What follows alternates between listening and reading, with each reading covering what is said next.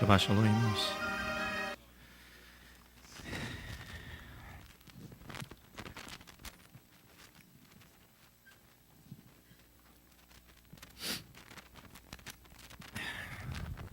Vamos ver se eu consigo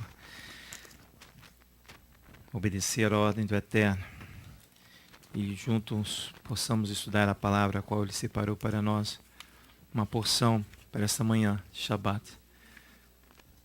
Em nome de Yeshua.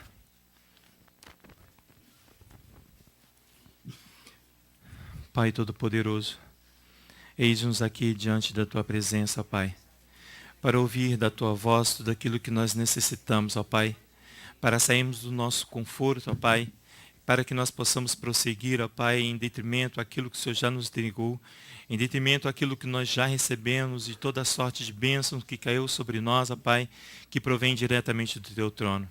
Erga-te, ó Elohim de Israel, que nós estaremos de pé diante da Tua presença para trabalhar naquilo que o Senhor tem nos dado, ó Pai.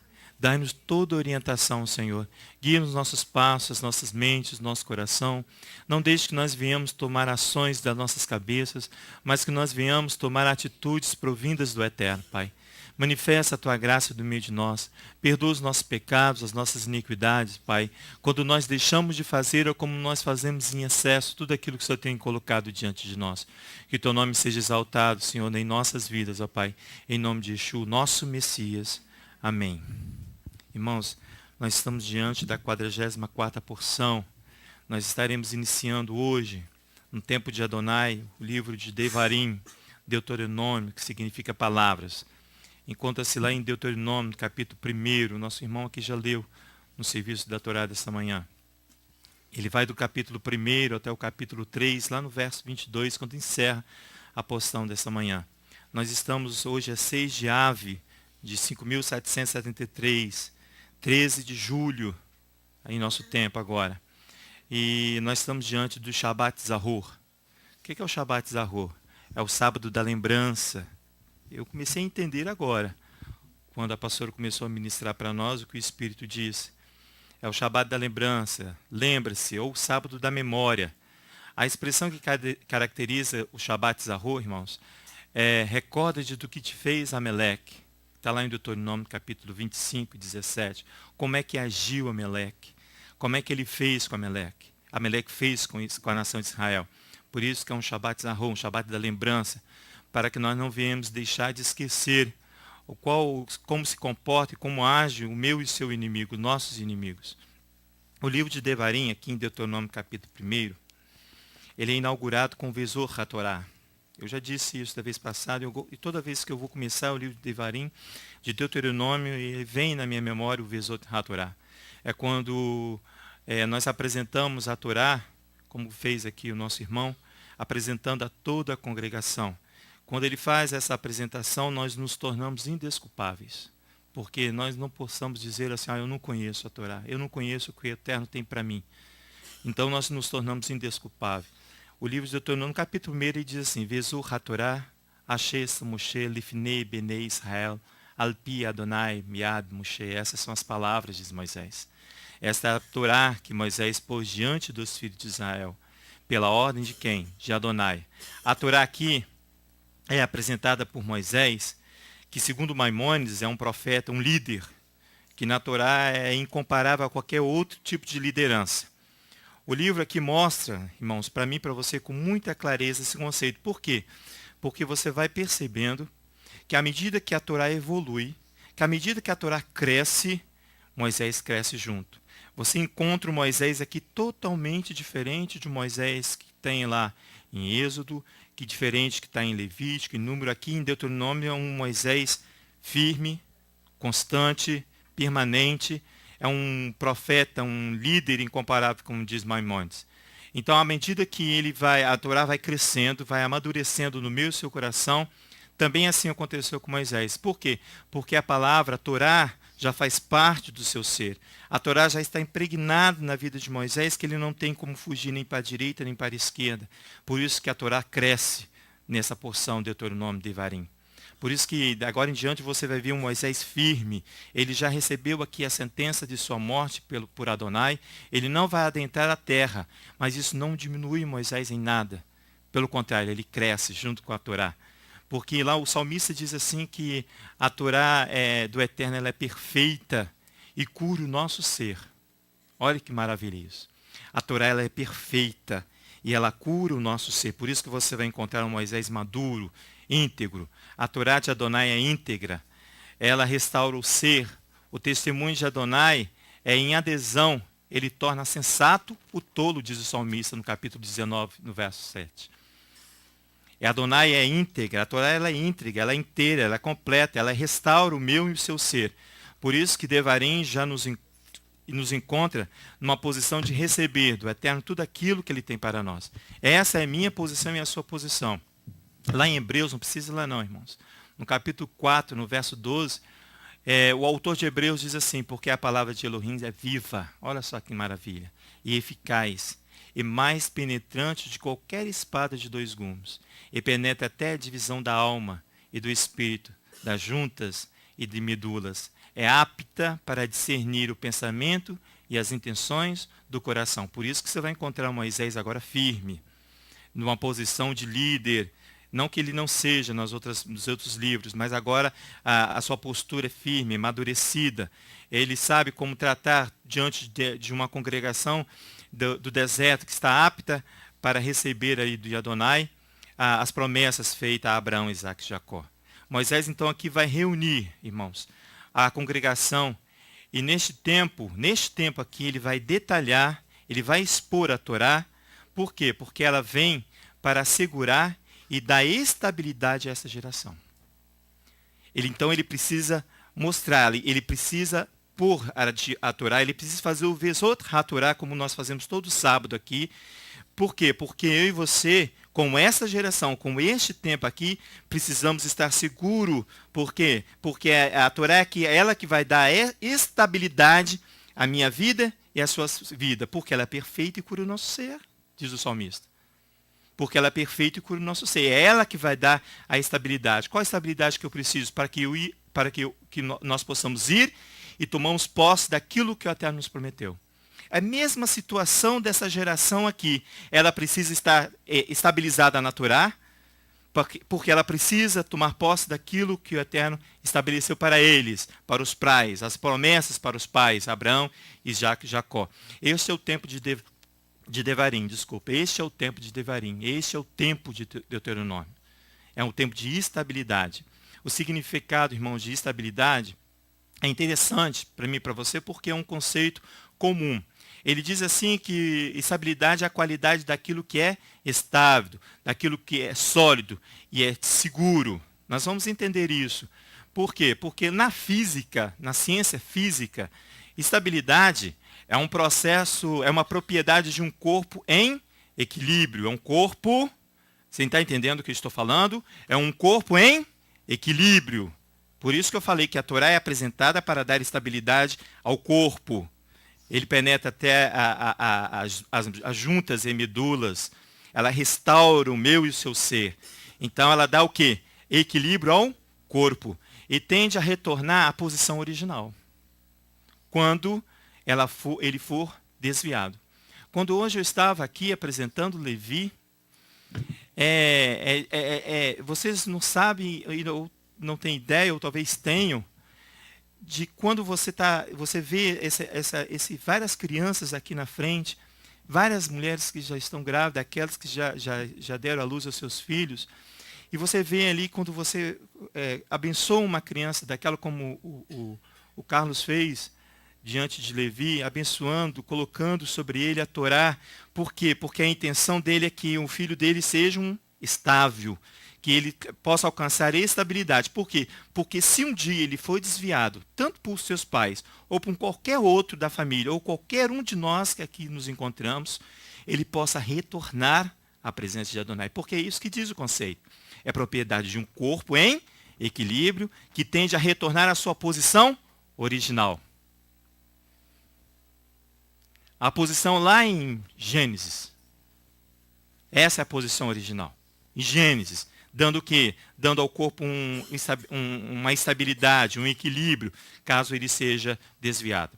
Então, Devarim Deuteronômio não é apenas um livro da Torá, ou apenas o último livro da Torá, ou apenas o quarto livro da Torá, não. Para nós, podemos conhecer e reconhecer que Devarim para nós é um tempo de graça da parte do Eterno. Foi isso que ele falou ao meu coração. Devarim, este tempo ao qual Moisés apresenta a Torá, ao qual eu e você temos a oportunidade de ser apresentado a Torá, é um tempo da graça da parte do Eterno. É um tempo pleno, é uma plenitude, é um tempo cheio, que eu e você precisamos alcançar esse tempo, para que nós possamos ter o quê? Equilíbrio como corpo, temos estabilidade, para que nós não venhamos cair, para que nada venha cair em nossa cabeça. É assim que a Torá vem nos ensinando. Foi por isso que eu entendi a estabilidade que o Eterno está falando no meu coração, para que o corpo seja estável. Então é um tempo, para mim e para você, que é um tempo da graça, mas da parte do Eterno. Você quer ver isso comigo? Vai lá em Deuteronômio capítulo 1. Aí, nós estamos nele. Você vai ver que a estabilidade ela é necessária para que eu possa ter segurança naquilo ao qual eu vou caminhar. Deuteronômio capítulo 1. O verso é o primeiro, diz assim: são essas as palavras que Moisés falou a todo Israel, além do Jordão, no deserto, no Arabá, é a primeira leitura, diante do mar do Suf, em Parã, Tofel, Labã, Hazerote e de Zaab. São necessários 11 dias de jornada de Horebe a Cabes-Baneia, pelo caminho da montanha de Seir. No 40º ano do primeiro dia, no 11º mês, falou Moisés aos filhos de Israel, conforme tudo que o Eterno lhe ordenara a respeito deles. Depois que feriu a Sião, rei dos amorreus, que habitava em Hesbom, e a Og, rei de Basã, que habitava em Astarote e Edrei. Além do Jordão, verso 5, na terra de Moabe, começou a Moisés a detalhar, a expor a Torá. Este é o tempo da Torá. Este é o tempo da graça de Adonai para nós. Diz ele assim, no verso 6, o Eterno nosso Elohim nos disse em Horebe, já permanecestes bastante tempo nesta montanha. Voltai-vos, parti, ide à região montanhosa dos amorreus, ide a todos os povos vizinhos do Arabá, todos irmãos, na planície, nas montanhas do Neguebe, e ao longo das costas do mar, para a terra dos cananeus e para o Líbano, até o grande rio Eufrate. Verso 8. Eis a terra que eu vos dei. Entrai e possuí a terra, que o Eterno jurou aos vossos pais, Abraão, Isaque e Jacó, que daria a eles e a sua semente depois dele. Se observarmos, diz assim, o verso 7. Isso. Ele está falando assim, esse é o tempo aqui, verso 6, perdão, ele está falando que o tempo, bastante tempo nessa montanha, diz assim, Rav Lahem, Shevet, Barra, Razê, já esteve tempo suficiente nesta montanha. Agora você vai descer, porque você precisa aos povos vizinhos. Você vai ser destituído da posição a qual eu te coloquei. Agora você precisa ir às nações vizinhas, aos povos vizinhos. Porque eu preciso lembrar o que fez Ameleque. Eu preciso não tirar da minha mente o que fez Ameleque. Para que eu possa alcançar uma estabilidade e ir aos povos vizinhos, aos amorreus, do Arabá, às planícies da montanha. Por quê? Porque eu preciso alcançar o reino e não a minha casa. E não só o meu vizinho. E não só essa comunidade aqui reunida. Mas o reino é muito mais do que eu e você possamos entender. Muito mais. Irmãos, se nós observarmos, nós estamos entrando nos 2 últimos meses, Francisco. É o mês de Ave agora que nós estamos. E o mês de Elu. Nós vamos encerrar um ciclo e finalizar uma permanência neste lugar. É isso que Adonai está me ensinando, é isso que está ensinando para essa congregação. Nós estamos no tempo da graça, nós temos 2 meses, irmãos, para estarmos estáveis, para alcançar uma estabilidade, porque nós precisamos alcançar outras nações. Nós precisamos ir. Ele fala aqui, no verso 7, voltai-vos, parti, ide à região montanhosa dos amorreus, ide a todos os povos vizinhos do Arabá.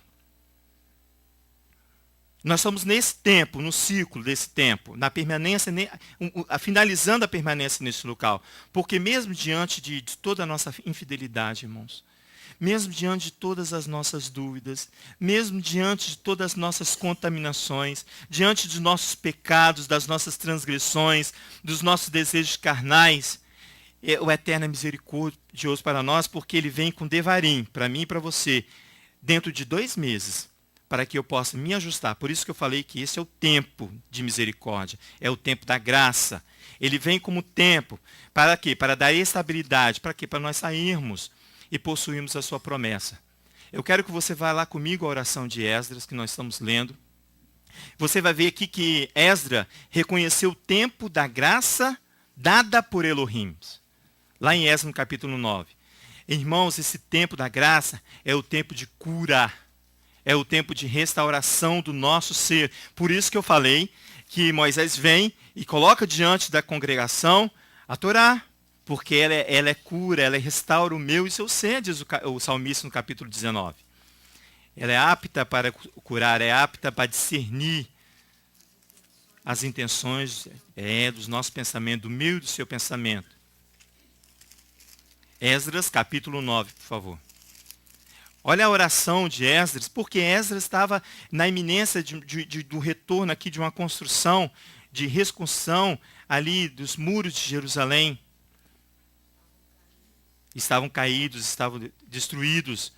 E ele vai comigo no capítulo 9, verso 1, diz assim, acabadas essas coisas, vieram ter comigo os príncipes e disseram, o povo de Israel, o sacerdote e os levitas não se têm separado dos povos dessa terra, das abominações dos cananeus, dos heteus, dos ferezeus e dos jebuseus, dos amonitas, dos moabitas e dos egípcios e dos amorreus. Eles não estão separando o santo do profano, é isso que ele está falando aqui.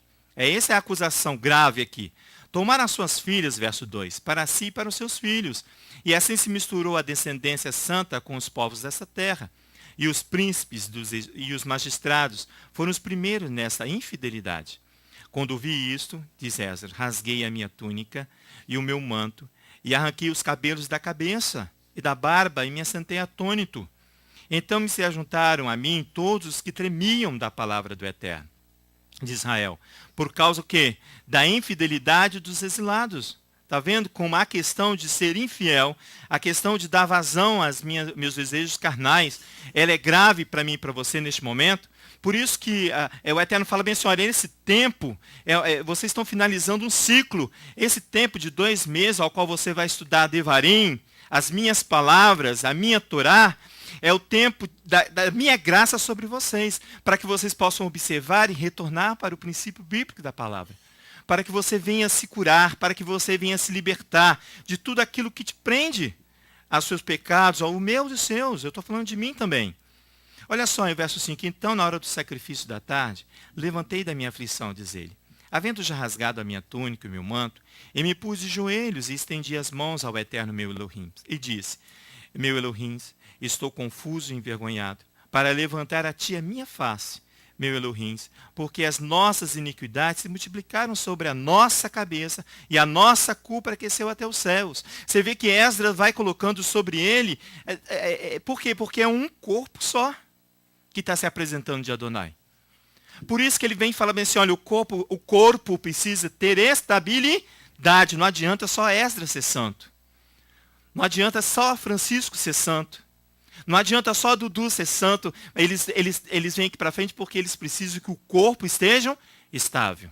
A estabilidade é do corpo, não é só minha, não é só de um ou de outro, é mais do corpo. Enquanto tiver uma parte do corpo enferma, o Eterno vem falar conosco. Então ele vem aqui e se coloca a nossa culpa sobre nossa cabeça. Olha o verso 7, diz, desde os dias dos nossos pais até o dia de hoje, estamos em grande culpa. Por causa das nossas iniquidades, fomos entregues, nós, os nossos reis, os nossos sacerdotes, nas mãos dos reis das terras, à espada, ao exílio, ao roubo, à confusão do rosto, como hoje se vê. Olha o verso hoje. Agora, por breve momento, se nos manifestou a graça da parte do Eterno. Olha só, irmãos, a oração deste homem diz assim agora, por um breve momento, 2 meses, Nós precisamos nos ajustar, pastora. Hã? 1,5. Eu coloquei 2, Francisco, porque a gente entra um pouquinho em teaser, e depois, quando nós vamos ali encerrar ali através Hanukkah não, Yom Kippur, em Tisrei.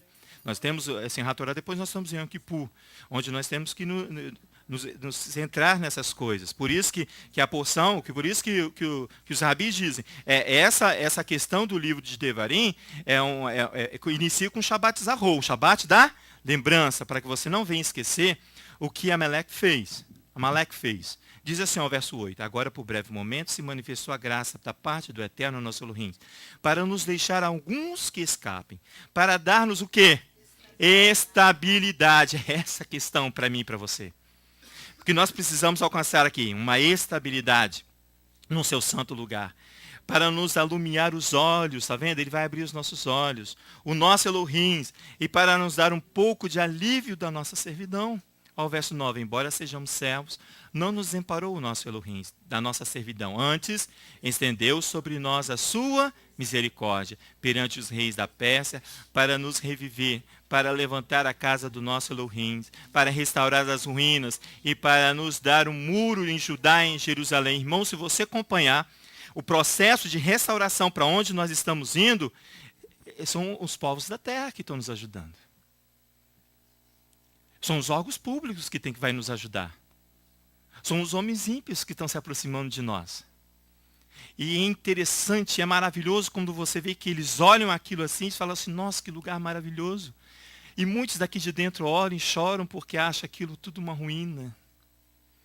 Porque não alcançaram, irmãos, não alcançaram estabilidade. Você sabe o que é isso? Não tem estabilidade emocional, não tem estabilidade espiritual, não consegue se manter firme diante do Eterno. Isso é falta de estabilidade. Você fica cambaleando, você não consegue ter firmeza. Mas aqui você encontra Moisés firme, falando firme para uma congregação. Em Devarim você encontra Moisés firme falando, porque ele alcançou uma estabilidade, ele vai apresentar a Torá. E Esdras aqui vem falando, agora nosso Elohim, verso 10. Que diremos depois disso? Pois deixamos os teus mandamentos, ele fala. Ele consegue fazer a leitura, pois deixamos os teus mandamentos, os quais ordenaste por intermédio dos teus servos, os profetas, quando disseste, a terra em que entrais para possuir é terra imunda, pelas imundícias dos seus povos, pelas abominações com que na sua corrupção a encheram de uma extremidade à outra. Então eu não posso ir lá para essa mesma terra com as minhas imundícias, porque eu vou me juntar nas imundícias que lá estavam. Nós temos que ir lá diariamente fazer o quê? Restaurar o altar, o sacrifício da manhã. O da tarde ainda nós não alcançamos lá ainda, mas nós vamos alcançar. Mas nós estamos diariamente, todo dia, às 6 horas da manhã, construindo ali um altar para que o Eterno possa dar estabilidade àquele lugar. Para que o Eterno possa dar estabilidade. Verso 2 diz, portanto, as vossas filhas não darei a seus filhos. E as filhas não tomareis para os vossos filhos. Jamais procurareis a sua paz e o seu bem, para que sejais fortes e comais o bem da terra. E deixeis por herança a vossos filhos para sempre. Depois de tudo que nos tem sucedido, por causa das nossas más obras e da nossa grande culpa, ainda assim, tu, ó nosso Elohim, nos castigaste menos do que os nossos pecados merecem, e nos deste um remanescente como este. Para quê? Para alcançar uma estabilidade. E qual é esse tempo? É o tempo da graça, diz ele no verso 8. O tempo da graça que se manifestou por um breve momento. Graça aqui, irmãos, em hebraico é ren, significa favor. Vem do termo Hanan, que significa agir graciosamente ou com misericórdia em relação ao outro, não a si mesmo. O tempo da graça é para que você possa reconhecer e agir em misericórdia em relação ao outro, e não só a você mesmo. É o chamado bem-querer.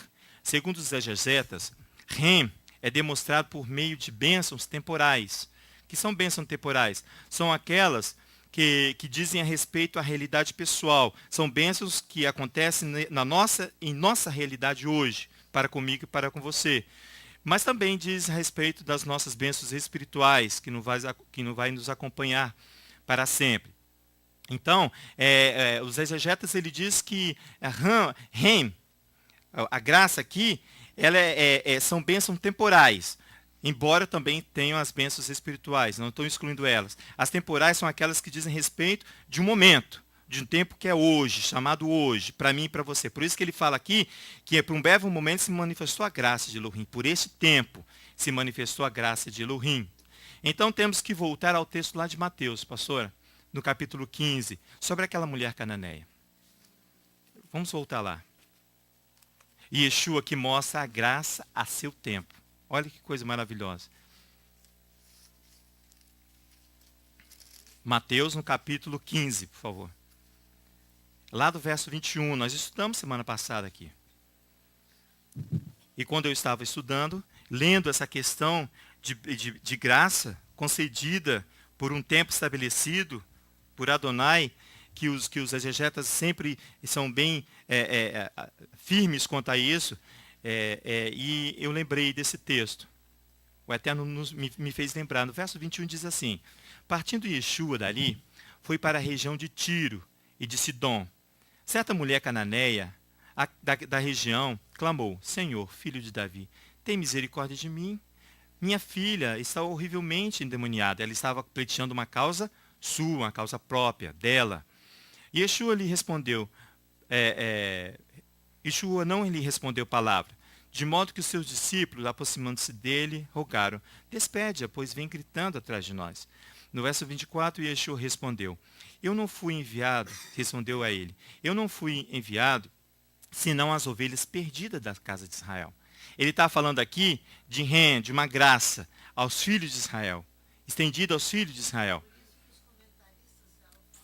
Fala no microfone, pastora. Não sem ostentação. E Yeshua fala ali, como um hebreu que ele não fala sem ostentação, mas com ostentação. Eu vim afirmando uma afirmativa que eu vim dele. Para a casa de Israel. Isso. Para os judeus. Para os judeus. Para a casa de Israel. Mas você vai ver uma adesão aqui. Essa adesão dessa mulher, uma submissão, né, Francisco? Isso. Uma adesão à submissão. Ela baixa a cabeça e ela vai ser alcançada por essa graça. Olha só que maravilha. Diz assim, no verso 25, a mulher chegou e o adorou, prostrou-se diante dele, reconheceu que ele era o Machia. Senhor, socorre-me, ela disse. Ele respondeu: não é bom pegar o pão dos filhos e lançar aos cachorrinhos? E ela, no verso 27, disse ela: sim, Senhor, mas até os cachorrinhos comem das migalhas que caem da mesa dos seus donos. Então respondeu Yeshua: mulher, grande é a tua fé. Seja feito para contigo como tu desejas. Ela o quê? Ela alcança o quê? O benefício da graça. Ela alcança aqui um benefício da graça que o Mashiach traz sobre ele. E desde aquela hora, irmãos, a filha da mulher ficou sã, trouxe cura, porque Yeshua aqui traz sobre ele as prerrogativas da Torá. Ele traz cura, libertação, firmeza, equidade, equilíbrio. Então ele traz as prerrogativas. Por isso que a filha dela vai e fica curada. O termo ele é a palavra que João, no capítulo 1, nos ensina. Vai lá para você ver. A melhor expressão de graça do Mashiach, irmãos, eu não vou entrar na questão do tempo só da graça que os cristãos afirmam estarem. Mas eu quero que você veja comigo que a expressão do Mashiach de graça, aqui em João, no capítulo 1, ele é muito bom para mim e para você. E eu achei um conceito muito bom de João, aqui no capítulo 1. Por que no capítulo 1? Porque o capítulo 1 de João, ele vem apresentar justamente aquilo que Devarim apresenta, as palavras. Devar, palavra, que no plural é Devarim. Diz assim no capítulo 1, no verso 1, diz assim, no princípio era o verbo, palavra, e o verbo estava com Elohims, e o verbo era Elohims. Diz o texto: ele estava no princípio com Elohims, todas as coisas foram feitas por meio dele, e sem ele nada do que foi feito se fez. Nele estava a vida, e a vida era a luz dos homens. A luz resplandece nas trevas, e as trevas não prevalecem sobre ela. Houve um homem enviado de Elohims, cujo nome era João. Agora ele vai falar de João, o imersor, João Batista. Por quê? Porque João Batista é que vai conceituar, dar a Yeshua o melhor conceito de graça. Quer ver? Vamos lá no verso 16, aí mesmo no capítulo 1. Por favor. Ele diz assim, ó, verso 16. Não vou ao verso 15 para você ver, que João, aqui, ele testifica a respeito dele e exclama: esse é aquele em que eu disse, o que vem depois de mim tem a primazia porque foi primeiro do que eu. Verso 16. Da sua plenitude, todos nós recebemos graça sobre graça. Está vendo? Do Machia. Próximo ao original diz assim: sim, de sua plenitude todos recebemos bem-querer após bem-querer. A Torá foi dada por Moisés. Agora ele vai fazer um comparativo. Vai no verso 17. Pois a Torá foi dada por Moisés, foi dada por intermédio de Moisés. A graça e a verdade vieram por meio do Machia, Yeshua. É o tempo da graça aqui que ele está falando. Por quê? Porque é um tempo estabelecido no meio de um grande conflito que havia aqui. De um grande conflito, os homens adoravam a si mesmos. Eles praticavam todo tipo de iniquidade. Eles usavam talites, eles usavam quipás, mas no seu coração havia uma grande resistência e obediência à palavra. Então Yeshua vem com toda a autoridade.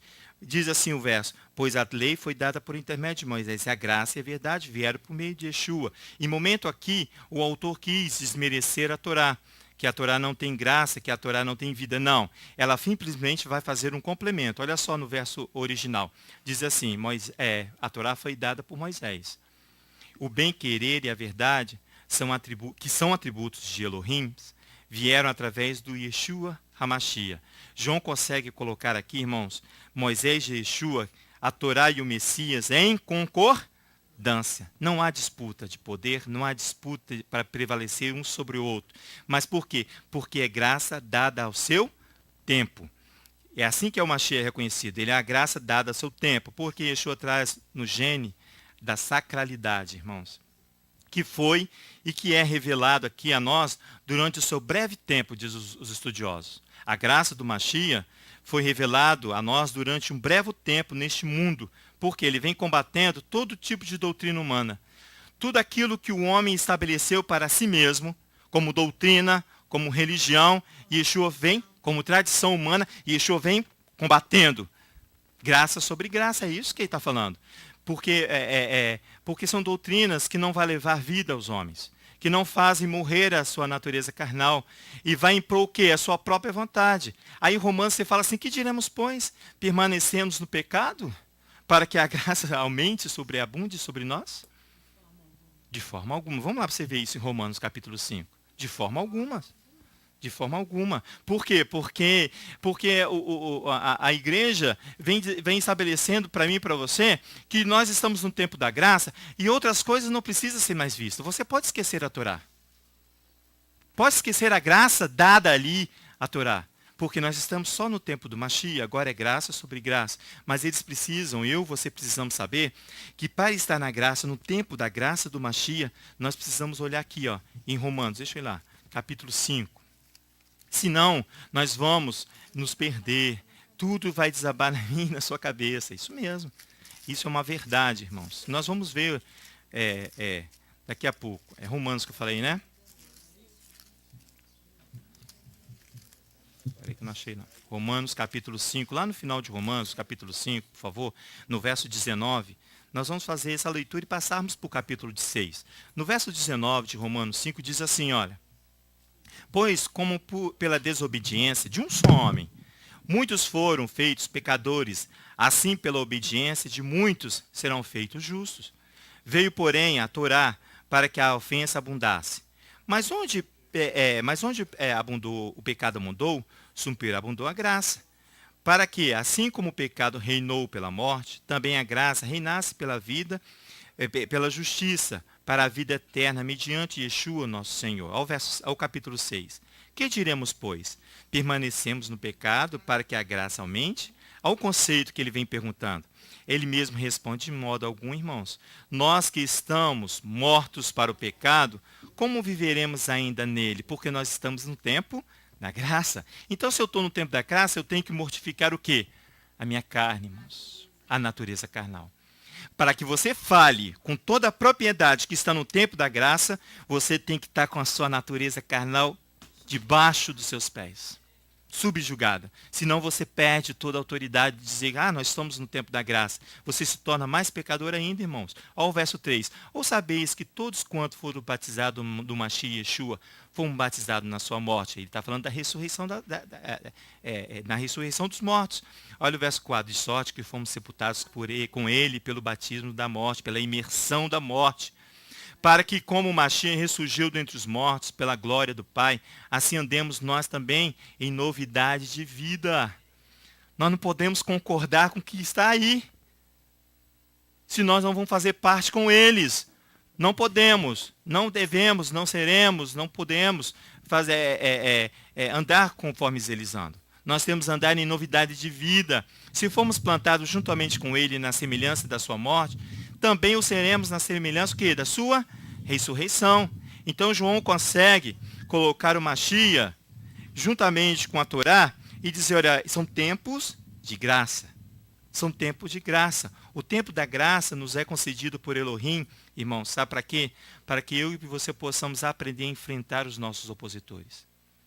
O tempo da graça nos é concedido por Elohim, assim como lá em Esdras fala, assim como João fala, assim como Paulo está falando aqui aos romanos. Ele vem colocar a graça, é concedida por Elohim, a mim e a você, porque eu e você precisamos aprender a enfrentar aqui nossos opositores. Opositor é um nome bonito para se dar aos nossos inimigos. Opositores é um nome bonito que a gente reveste para dar nome aos nossos inimigos, são nossos opositores. Primeiro, irmãos, primeira coisa que é exigido de mim e de você neste tempo da graça, primeiro é fazer a adesão ao Eterno. A primeira coisa que você tem que fazer, para mim e para você, é uma lição básica que a Torá nos ensina, é fazer a adesão a Adonai. É tomar posição. Você sabe o que é tomar posição? É se manter, aderir a Adonai, fazer a adesão a Adonai e tomar uma posição junto com Adonai, junto com o Mashiach. Se caso nós não fizermos isso, nós estamos sendo o quê? Fizemos o contrário, nós seremos o quê? Opositores. Se você tomar posição diante do Eterno, você vai enxergar o seu opositor. Caso contrário, você não vai enxergar o seu inimigo. Se você não fizer a adesão a Adonai e ao Mashiach e a Torá, você não vai conseguir enxergar aquele que opõe-se a você. Não consegue. Por quê? Porque você praticamente se une a ele. A posição que eu e você temos que tomar, irmãos, não somente pela minha vida, mas pela vida das crianças, que eu tenho que tomar uma posição, pela vida dos fracos, que eu tenho que tomar uma posição, pela vida dos idosos, que eu tenho que tomar uma posição, pela vida dos doentes, que eu tenho que tomar uma posição. É essa posição que eu tenho que tomar, porque eu tenho que cuidar destes, eu e você. Por isso que ele fala que não é só por mim, mas pelo reino, por muitos. Por isso que é Shabbat Zahor. Porque ele fala assim, lembra-se do que Ameleque fez? Por isso, recorda-te. Vai lá em Êxodo, capítulo 17, para você ver isso. Por que eu preciso, porque nós, como congregação, precisamos estar estável? Porque eu preciso tomar uma posição diante de Elohim? Porque eu preciso reconhecer que eu estou no tempo da graça. É um tempo estabelecido para Adonai, para que eu venha tomar o quê? Uma posição diante dele. Porque a partir do momento que eu tomo posição diante de Adonai, eu sei o que vem contra Adonai. Eu consigo identificar, Êxodo capítulo 17. Vai lá, por favor. Lá no verso 8 diz assim, só para você ver o que o Eterno fala do Shabbat Zahor, o Shabbat da lembrança. Esse é o texto aqui que tem por base o Shabbat Zahor. Então veio Ameleque e pelejou contra Israel em Refidim. Pelo que disse Moisés a Josué, escolhemos os homens e sai a peleja contra Ameleque. Amanhã eu estarei no cume do outeiro e a vara de Elohim estará na minha mão. Fez Josué como dissera e pelejou contra Amaleque, pois Moisés e Arão e Ur subiram ao cume do outeiro. Por quê? Porque eles vinham por trás, irmãos. Vamos ver aqui se é nesse texto. Olha o verso 11. Quando Moisés levantava as mãos, Israel prevalecia. Mas quando ele baixava as mãos, Ameleque prevalecia. Quando as mãos de Moisés ficaram cansadas, tomaram uma pedra e puseram debaixo dele. Ele se sentou nela. Então Arão e Hur sustentaram-lhe as mãos um de um lado e do outro. Assim ficaram as suas mãos firmes até que o sol se pôs. Assim Josué venceu o exército dos amalequitas a fio da espada. Então diz o Eterno a Moisés: escreve isto para a memória de mim num livro. Repete a Josué, porque riscarei totalmente a memória de Amaleque de debaixo dos céus. É uma ordem aqui estabelecida, porque Amaleque, ele lutava, ele agia, ele vinha por trás. Quem é que está atrás, irmãos? São as crianças, que não conseguem correr. São os idosos que não conseguem caminhar com mais pressa. São aqueles que não entenderam o princípio bíblico da palavra, que ainda estão cambaleando e vai deixando o corpo para trás. É por isso que ele fala assim, que eu tenho que tomar uma posição. Não é por mim não, meus amados, mas é pelos outros. É pelas nações. A ausência de adesão, irmãos, que eu e você faremos a Elohim, caso faremos, é uma posição favorável aos nossos opositores. É a aliança de morte que você encontra lá em Isaías, não vou ler não por causa do horário. Mas Isaías, no capítulo 28, você vê ali, não vou lá não, se você lê Isaías 28, quando você encontra ali, no verso 15, falando da aliança de morte. O que anula a aliança de morte é a Torá. É a palavra de Adonai. Se você for lá em Números capítulo 28, Isaías, você vai ver isso aí. Depois na sua casa você lê isso aí, com calma. Essa aliança, irmão, nos envolve, sabe com quem? Essa aliança de morte, ela nos envolve com os encantamentos. Nós somos seduzidos por ela. Há uma magia aqui, aos seus agouros, e você vai sendo seduzido pela magia. Por quê? Porque ela vai mexer com o meu e o seu sentimento. No meu emocional. Aí você vai ser seduzido. Você fica bêbado, você fica seduzido, irmãos. Porque é uma magia, um agouro sobre essa ação. É a aliança de morte. Vai lá comigo em Isaías no capítulo 1, para você ver. Não, minto. Primeiro vai em Deuteronômio no capítulo 8. Depois a gente vai em Isaías. Esqueci do Deuteronômio aqui, capítulo 8. Para você ver essa aliança de morte. Por isso, quando eu estava olhando essas crianças aqui, nós orando por elas, porque elas são nossa descendência, elas que vão dar o quê? Continuidade a todo esse processo que o Eterno colocou diante de nós. Mas nós precisamos, para que elas deem continuidade, eu preciso estar o quê? Equilibrado, sóbrio, firme. Aqui no capítulo 8, no verso 9, por favor. Eu acho que eu fiz errado, peraí. Não é não, né? Que fala do... Está falando sobre os agouros dos filhos. Ah, perdão, 18. É porque na hora de digitar que faltou um... Foi mesmo, faltou um. Aqui, aí dá 18. Perdão, amados. Isso, é o 18:9. Amém. Olha a minha responsabilidade e a sua responsabilidade, para que eu não venha fazer uma aliança de morte, irmãos, para que eu não seja seduzido. Olha, verso 9 diz assim, quando tiveres entrado na terra, que o Eterno teu Elohim te dá, não imitarás as abominações dessas nações. Se você não estiver firme na Torá, se você não estiver equilibrado, você vai ser seduzido, meu querido irmão. Eu e você.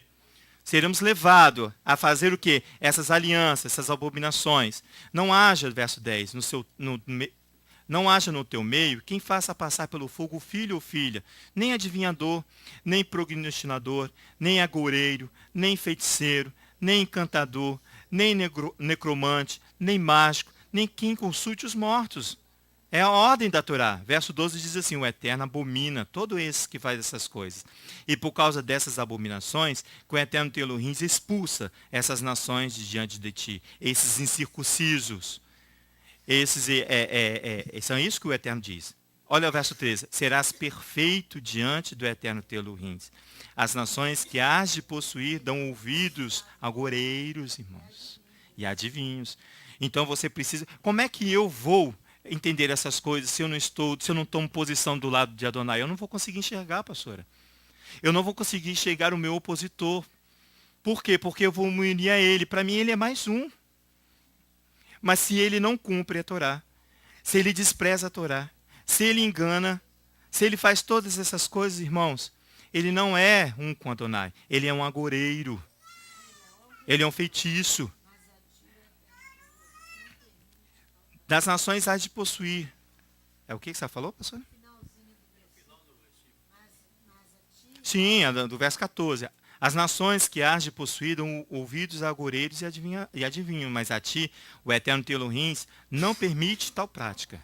Não permite. Ele não está negociando comigo e com você, não. Ele fala assim, não permite tal prática de agoureiro. Então, por isso que eu preciso proteger. Por isso que eu preciso estar em equilíbrio. Encantamentos, feitiçarias. Ele abomina essas coisas, irmãos. Ele abomina. A desobediência é uma feitiçaria, diz a pastora Sandra aqui. Não? A Torá? O pecado de idolatria. É verdade. É isso mesmo. Saul lá que pecou, exatamente. Aí vai comigo lá em Isaías, por favor. Porque isso é uma doença. Nós vamos ver aqui. Lá vai eu falar de doença de novo, né? Eu estou tranquilo porque eu já vi que os médicos estão aí para me ajudar. Eu, quando tem alguma coisa de lei, eu olho para onde estão os defensores da lei. Eles que porque nós somos um corpo, eu preciso muito deles. Aqui, ó. Isaías no capítulo 1.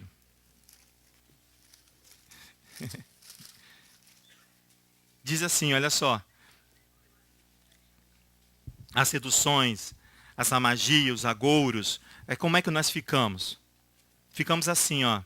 Verso 1 do capítulo 1. Visão de Isaías, filho de Amós, ao qual ele viu a respeito de Judá e Jerusalém nos dias de Uzias, Jotão, Acás e Ezequias, reis de Judá. Você vê aqui que Isaías, aqui, irmão, é um profeta atual, você vai ver aqui. É um atual o quê? Para o nosso tempo, para o meu e seu tempo aqui. Ele compartilha aqui conosco, aqui, ó, o nosso estado como edifício em ruína. Você vai ver aqui que ele vai mostrar o meu e seu estado como difícil em ruína. Aqui o verso 2. Ouvi os céus e dá ouvidos, ó terra, pois falou o Eterno, criei filhos e os engrandeci. Mas eles não são revoltados contra mim. O boi, ele fala, conhece o seu possuidor. O jumento, a manjedoura. O seu dono, a manjedoura do seu dono. Mas Israel não tem conhecimento. O meu povo não entende. Ai da nação pecadora, de povo carregado de iniquidade, de descendência de malignos dos filhos corruptores. Deixaram o Eterno, blasfemaram o Santo de Israel, voltaram para trás. Por que sereis ainda castigados, se mais vos rebeliareis? Toda a cabeça está enferma. Olha a enfermidade aí. Olha a ruína, o prédio em ruína. Sereis ainda castigados, diz ele. Olha o verso 6. No verso 6, desde a planta do pé até a cabeça, não há nele coisa sã, não feridas, contusões e chagas podres, não espremidas, nem atadas, nem amolecidas com os olhos. A vossa terra está assolada, as vossas cidades abrasadas pelo fogo. A vossa região, os estranhos a devoram na vossa presença, e se acha devastada, com uma nuvem... devastada como uma subversão de estranhos. A filha de Sião é deixada como um abrigo da vinha, como uma choupana no pepinal, como uma cidade sitiada. Se o Eterno dos Exércitos não os deixara algum remanescente, já seríamos como Sodoma e como Gomorra, semelhante a Gomorra. A fotografia aqui de Isaías é muito atual para mim e com você. Ele tirou uma foto minha e sua e colocou aqui em Isaías no capítulo 1. Um edifício em ruínas, um edifício caindo em pedaços. Por isso que ele falou conosco sobre Mateus no capítulo 7. Não tem condição, sabe por quê? Porque nós estamos construindo a nossa casa sobre areia. Sem estabilidade. Vai cair tudo. Vai lá em Mateus capítulo 7. Se não tiver estabilidade, eu preciso que vocês fiquem aí com calma, que depois nós vamos ver que isso tudo é uma doença. Tá vendo? É uma doença. E é uma doença contagiosa. Está passando um para o outro. No capítulo 7 de Mateus, no verso 21.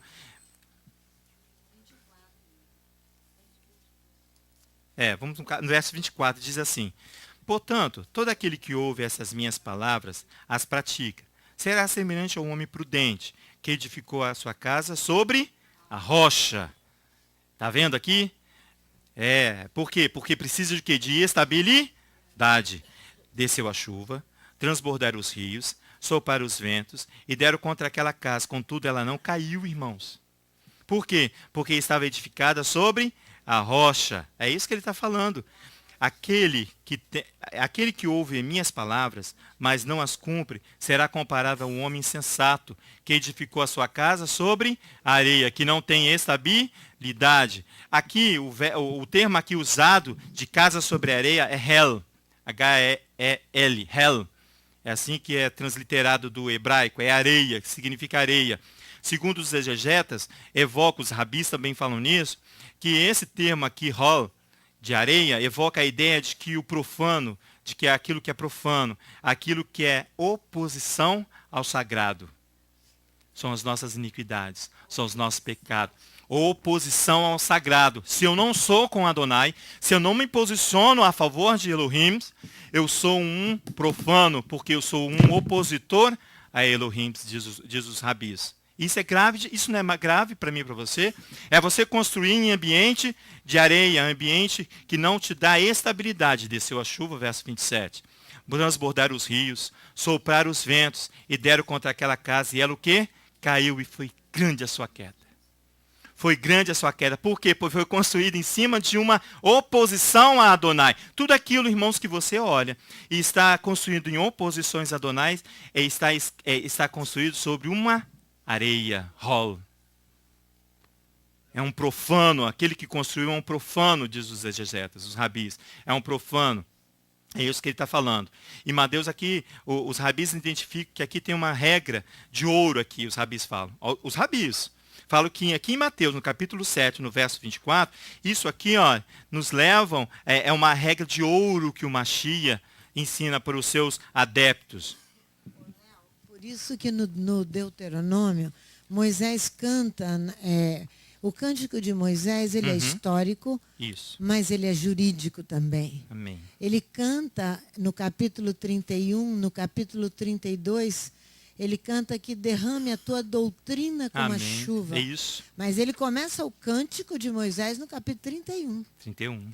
Porque é um cântico histórico, lembrando a Israel toda a história, mas juridicamente para julgar a mim e a você. Por isso que no Deuteronômio a coisa é muito forte. Isso, exatamente. Eu fui no verso 21 do capítulo 7, porque ele diz assim, olha lá no verso 21, sobe um pouquinho aí da sua Bíblia. No verso de 21 ele diz assim, eu vou já terminar, irmãos.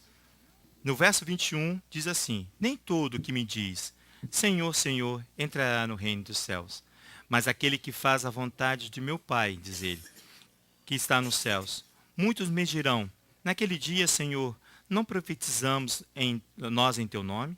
Em teu nome não expulsamos demônio? Em teu nome não fizemos muitos milagres?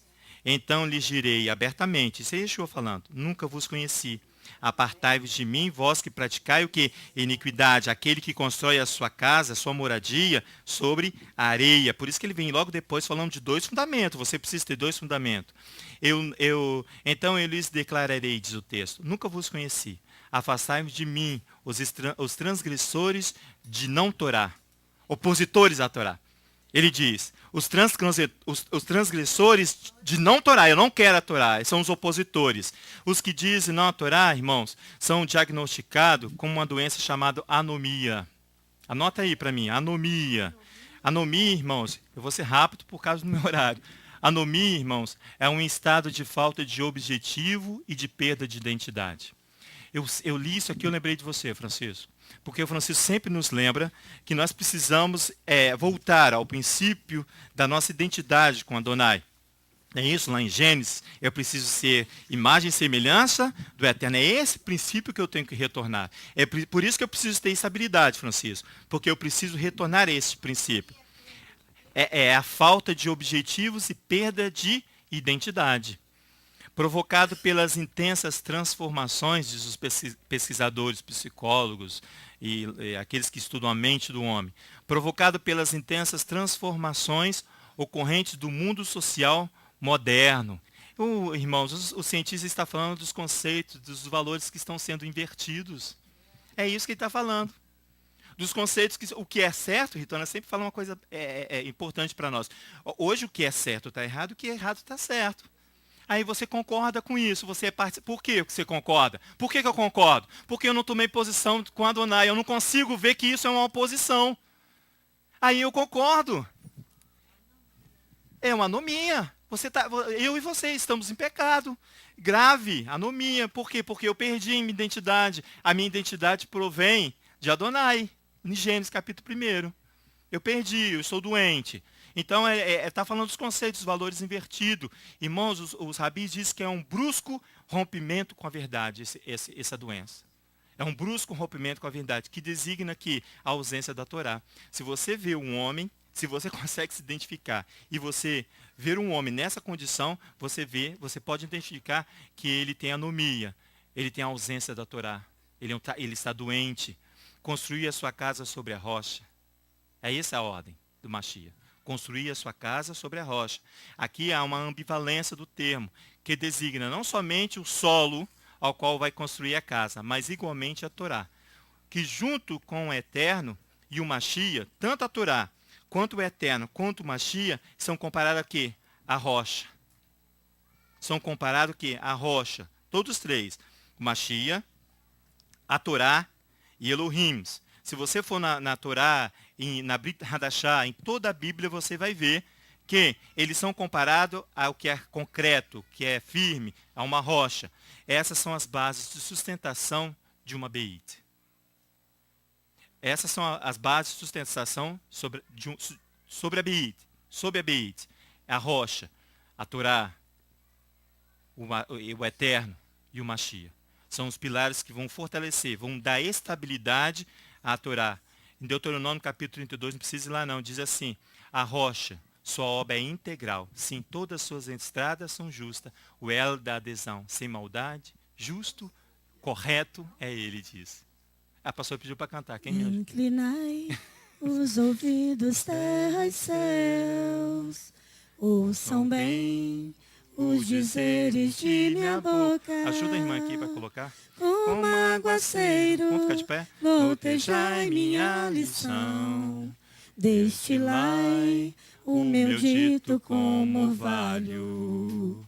Inclinai os ouvidos, terra e céus, ouçam bem os dizeres de minha boca.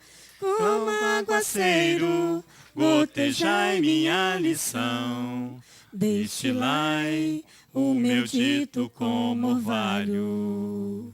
Como a erva que terra e céus, ouçam bem os dizeres de minha boca.